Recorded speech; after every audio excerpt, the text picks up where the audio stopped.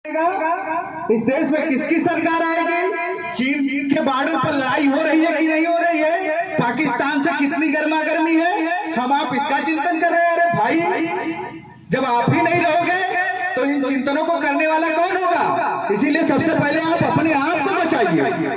अगर आप चाहते हैं कि आप आगे भी जैसे पहले से धर्म का चिंतन करते रहे, देश का चिंतन करते रहे, समाज का चिंतन करते रहे, वैसे ही करते रहे, तो आप अपने आप को सबसे पहले सुरक्षित करने का काम करिए। अन्यथा आप काट दिए जाओगे, मार दिए जाओगे, भगा दिए जाओगे। आपको उदाहरण दे रहा हूं, छोटा सा उदाहरण है कश्मीर।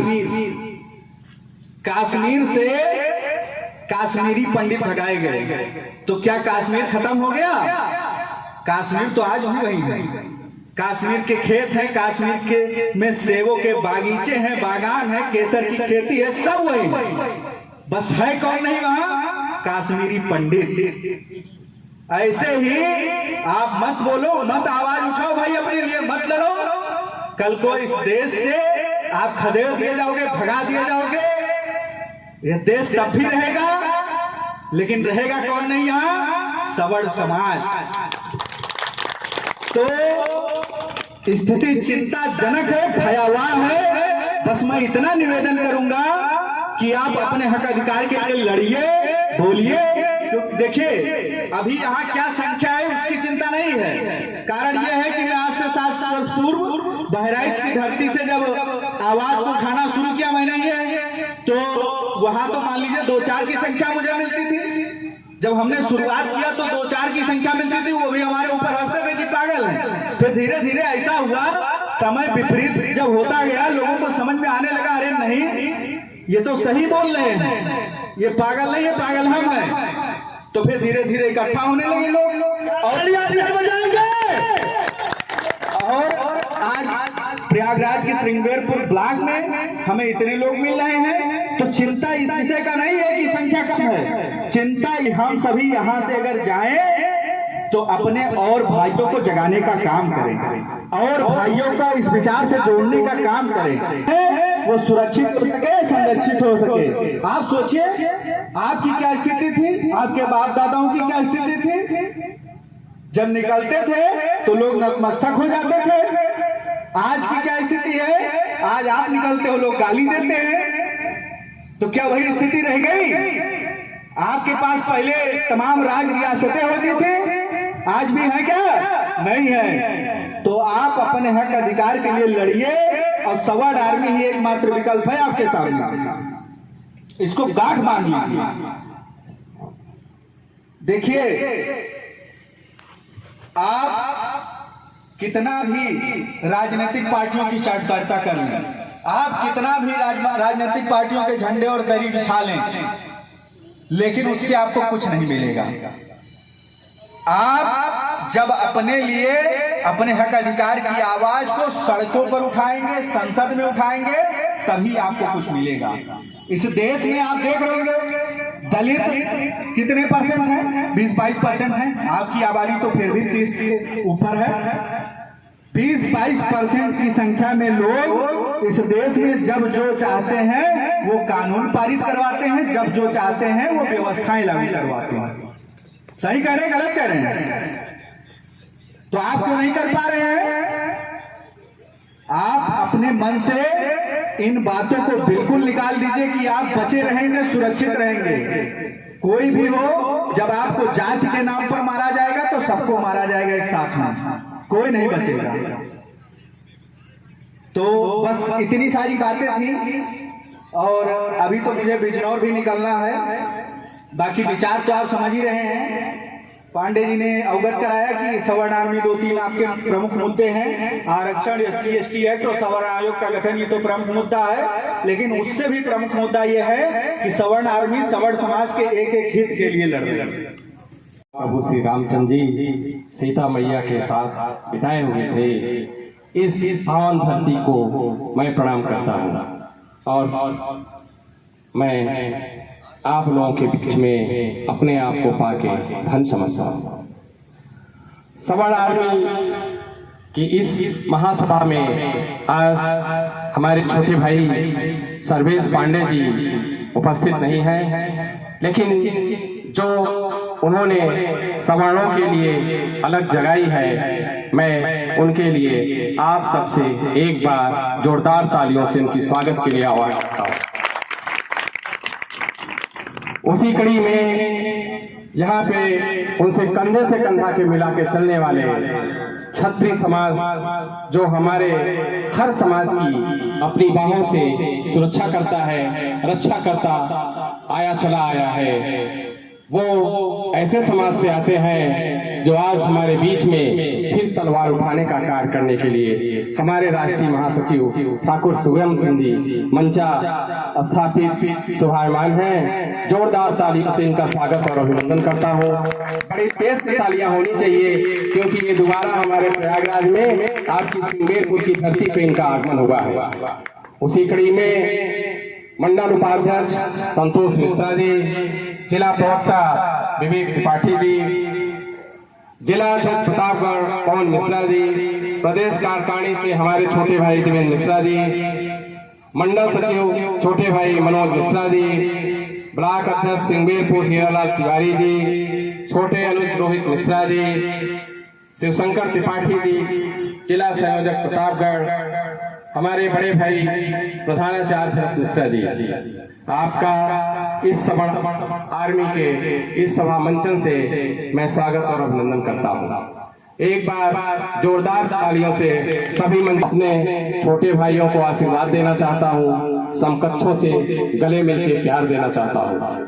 आज सवर्ण समाज की जो स्थिति है, एक शिक्षक होने के नाते मैं इसको शिक्षा लाइन से ही मैं प्रेरणा स्रोत मेरे लिए रहा। जब मंडल आयोग का गठन हुआ, उस समय मैं इंटरमीडिएट का छात्र था। उस समय ये भयावह स्थिति मैं अपने आंखों से देखा था। पूरा भारत जल रहा था, लेकिन उस पे पूरे भारत में जो हमें आज सवर्ण आर्मी का सहयोग चल रहा है, ऐसे ही सहयोग मिला होता तो निश्चित तौर पे हम आरक्षण का खात्मा कर लेते या आर्थिक आधार पे हम आरक्षण को लाने का प्रयास करते। आज हमारे सामने, हमारे सवर्णों के सामने 3 मुद्दे आते हैं। एक, आरक्षण को हटाना या आरक्षण आर्थिक आधार पे लाना। दूसरा, SC/ST एक्ट को खत्म करना, जो हमारे सवर्ण समाज के लिए एक अभिशाप है। तीसरा, हमें सवर्ण आयोग के गठन करने की जरूरत है। मैं इन तीनों मुद्दों पे चर्चा करूंगा और सवर्ण आर्मी का आज जो उद्देश्य है, इन तीनों मुद्दों को लेके चलने का उद्देश्य है। जो हम लोगों का संगठन है, हम 3 मुद्दों को हटाने का ही संगठन है। जब तक हम संगठित नहीं होंगे, तब तक हम लड़ाई नहीं लड़ सकते। हम भी आरक्षण की जरूरत है। ब्राह्मण समाज के लोग, बनिया समाज के लोग, ठाकुर समाज के लोग मजबूत ही नहीं होते साथियों। आज आप लोग जाकर के देख लीजिए, हम आप तो मान लीजिए सक्षम है, लेकिन ऐसे ऐसे घर पड़े हुए हैं ब्राह्मणों के, ठाकुरों के, बनिया के, जिनके यहाँ साथियों 2 वक्त की रोटी गुजारना मुश्किल हो जाता है साथियों। उनको आरक्षण की जरूरत है। इस चीज को माननीय राजा भैया ने उठाया है साथियों। और अभी कुछ दिन पहले उनके पिताजी ने इस चीज का मुद्दा उठा करके मीडिया पे जाकर के बोला साथियों। है कोई नेता साथियों कि इस चीज को मुद्दा बना करके बोले, तो ऐसे लोगों की हमें तभी हमारा समाज बढ़ेगा, हमारे लोग बढ़ेगा। और मैं आज इस मंच के माध्यम से भी एक चीज कहना चाहता हूं साथियों कि अगर मैं अभी तो मैं मान लीजिए चुनाव की तैयारी कर रहा हूं साथियों, और अगर मैं चुनाव जीतता हूं अपने सिंगेरपुर ब्लॉक अंतर्गत जिस सीट से भी जनरल सीट आएगी चुनाव लड़ूंगा, और अगर मैं बनता हूं साथियों, सबसे पहले अपने ब्राह्मण, बनिया और ठाकुर समाज के लोगों को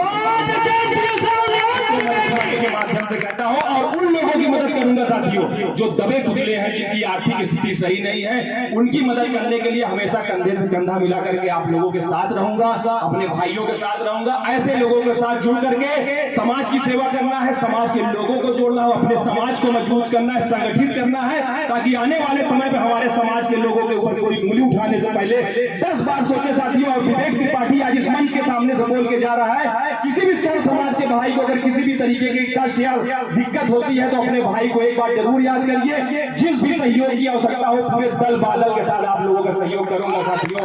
इसका मैं इस मंच के माध्यम से आपको वचन दे रहा हूं साथियों कि आपका भाई कभी किसी चीज में कमजोर नहीं है साथियों। चाहे आप इसको जिस चीज में भी मान लीजिए साथियों, हर चीज में आपका भाई बढ़ चढ़ कर हिस्सा लेगा और आप लोगों के लिए खड़ा रहेगा साथियों। इन्हीं वचनों के साथ अपनी वाणी को विराम देता हूं। स्वर्ण आर्मी जिंदाबाद, स्वर्ण आर्मी जिंदाबाद। बहुत बहुत धन्यवाद। आज स्वर्ण आर्मी की सभा में जिला प्रयागराज के सिंगबेरपुर धाम में सिंगबेरपुर के पदाधिकारियों के बीच में विवेक त्रिपाठी जी को एक बार पहले आप जो है जोरदार तालियों के साथ स्वागत करिए। विवेक त्रिपाठी जी, बहुत बहुत धन्यवाद गुरु जी, आपने इतनी तारीफ कर दी। इतना अभी जब तक कुछ आप लोगों के लिए, अपने समाज के लिए, अपने लोगों के लिए नहीं कर देता हूं तब तक चैन से बैठने वाला नहीं हो साथियों। और आने वाला समय जिस तरीके से स्वर्ण आर्मी का यह जो कार्यक्रम आज इस सिरावा की धरती पर आयोजित हुआ और इसके आयोजक हमारे गुरुतुल्य हीरालाल तिवारी जी जो कि मंच का संचालन भी कर रहे हैं, इनको मैं विशेष आभार दूंगा और विशेष हृदय की गहराइयों से धन्यवाद भी दूंगा कि जिस तरीके का संचालन कर रहे हैं, एक जोश आता है शरीर में जब ये माइक पर बोलते हैं। तो इस तरीके का मंच संचालन करना सबके बस की बात भी नहीं है साथियों। जिस तरीके से इनकी बोली निकलती है, इनकी आवाज निकलती है, बहुत ही अच्छा मंच संचालन कर रहे हैं हमारे गुरु जी। इनका मैं हृदय गहराइयों से इनको प्रणाम करता हूँ। हम सबके बीच में आज मुख्य अतिथि के रूप में आज इस स्वर्ण आर्मी के कार्यक्रम में उपस्थित हैं भाई शिवम सिंह जी, जो कि लगातार स्वर्ण आर्मी के कार्यक्रमों में भी, इसके पहले भी मारूपुर में कार्यक्रम लगा था, वहां पर भी इन्होंने अपनी सहभागिता सुनिश्चित की थी और अपना समय दिया था। ऐसे लोगों की आवश्यकता है साथियों जो स्वर्णों के लिए लगातार मेहनत कर रहे हैं, उनको एक करने के लिए एकजुट हैं। इनके लिए भी मैं एक बार जोरदार तालियों से भाई शिवम सिंह के लिए बहुत बहुत स्वागत अभिनंदन करता हूं। हमारे युवा साथी जो लगातार हमारे साथ कंधे से कंधा मिलाकर चलते हैं, क्रांतिकारी संतोष मिश्रा जी का भी बहुत बहुत विशेष आभार। इनके लिए भी मैं एक बार जोरदार तालियों से इनका भी स्वागत अभिनंदन करता हूं। सुरेश पांडे जी बैठे हुए हैं मंच पर, इनका भी बहुत बहुत आभार व्यक्त करता हूं साथियों। और प्रबंधक अभी भरत मिश्रा जी आए हुए हैं, इनका भी, इनके हमारा बहुत पुराना नाता है मिश्रा जी से भी, क्योंकि राजनीतिक क्षेत्र से भी जुड़ा हुआ हूं तो इनसे भी लगातार वार्ता होती रहती है, तो इसलिए इनका भी मैं बहुत बहुत आभार व्यक्त करता हूं। और हमारे संजीत मिश्रा जी जिला मीडिया प्रभारी स्वर्ण आर्मी, इनका बहुत बहुत सहयोग रहता है हमेशा जो है, इनका भी विशेष तौर पर आभार। हमारे साथ में संजीत मिश्रा जी, मोनू सिंह जी और भाई पवन मिश्रा जी जो कि हमारे राजनीतिक साथी भी हैं, इनका भी बहुत बहुत स्वागत अभिनंदन है। और मंच की अध्यक्षता कर रहे चंदीलाल पांडे जी, कई और साथी, रोहित मिश्रा जी, अनिल पांडे जी और जितने भी हमारे साथी यहाँ पर उपस्थित है, सबका मंच पर बहुत बहुत स्वागत अभिनंदन और वंदन करता हूँ साथियों। आज हम लोग आज हर जगह कार्यक्रम कर रहे हैं, हर जगह मिल रहे हैं, उसका कहीं ना कहीं कारण साथियों हमारा विखंडन है साथियों। और हमारे विखंडन की ही वजह से हर वर्ग यह देख रहा है कि भाई ब्राह्मण ठाकुर बनिया ये कभी एक नहीं होते हैं, तो इनको यह चीज हमें दिखाना होगा साथियों, हमें यह चीज करके दिखाना होगा कि ऐसा नहीं है। ब्राह्मण ठाकुर और बनिया हमेशा सरकार बनाने और बिगाड़ने का काम किया है साथियों, चाहे जो भी सरकार चाहे जिसकी भी सरकार रही हो, जहां पर ब्राह्मण बनिया ठाकुर ने हाथ रख दिया उसकी सरकार बनी है साथियों। चाहे आप जिसकी भी गवर्नमेंट आप उठा करके देख लीजिए, और आज भारतीय जनता पार्टी की भी सरकार बनी है साथियों, जिसमें ब्राह्मण बनिया ठाकुर का विशेष सहयोग है साथियों।